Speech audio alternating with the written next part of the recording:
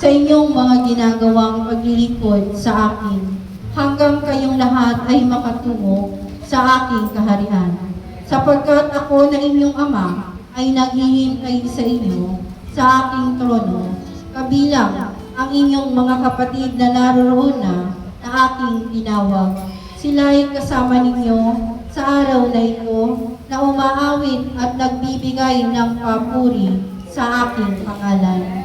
Kayo'y makakaupo na, aking mga anak, sapagkat ito ay oras na upang kayo'y makinig sa aking mga salita. Ang salita na ito ay para sa inyong lahat, hindi lamang para sa mga tupang inyong dinala sa aking pinig. Ngunit ito'y para sa inyong lahat na aking mga lingkod. Kung kaya naman kayong lahat ay makinig, ibigay sa akin ang inyong mga tainga, ang inyong mga isip, higit sa lahat ang inyong mga puso. Sapagkat akong si Yahweh ang magpapahayag sa inyo ng aking salita. Sa araw na ito, kayong lahat ay aking pinatatawad sa inyong mga kasalanan.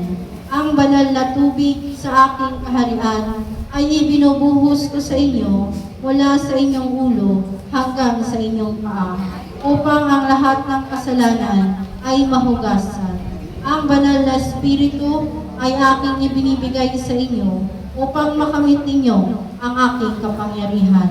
Ilahad ninyo ang inyong mga kamay, sapagkat ang aking mga anghel ay nasa inyong harapan na siyang magbibigay sa inyo ng aking alay.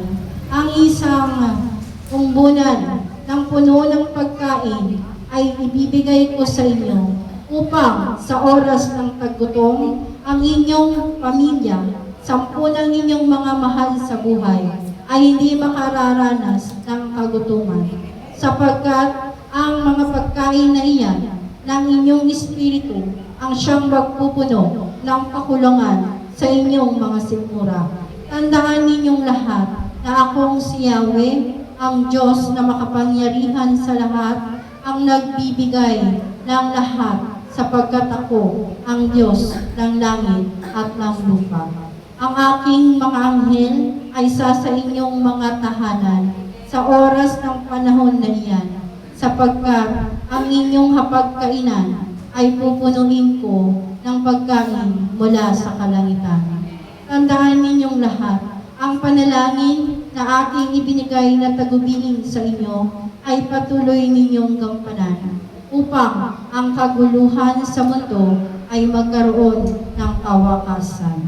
Sapagkat ang panahon na ito ay panahon ng pagkakaisa ng inyong panalangin.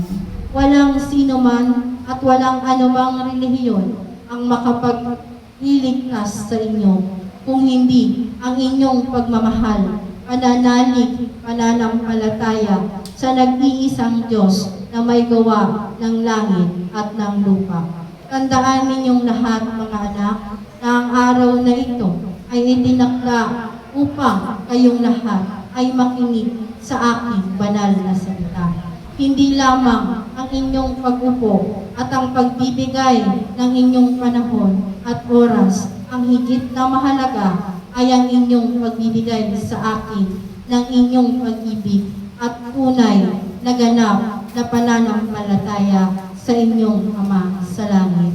Mga anak, ako si Yahweh, ang Diyos ng banal na lupa at ng kalangitan.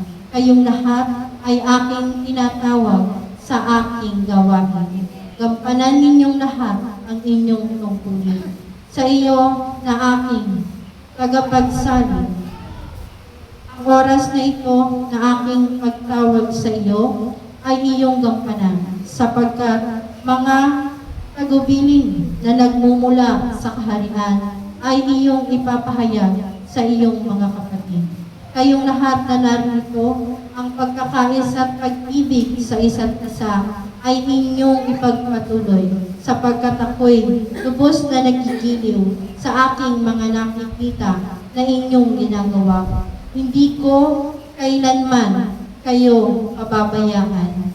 Didinggin ko ang lahat ng inyong panalangin, sapagkat akong si Yahweh lamang ang inyong paglilingkuran. Kayong lahat ay ililigtas ko sa kapahamakan.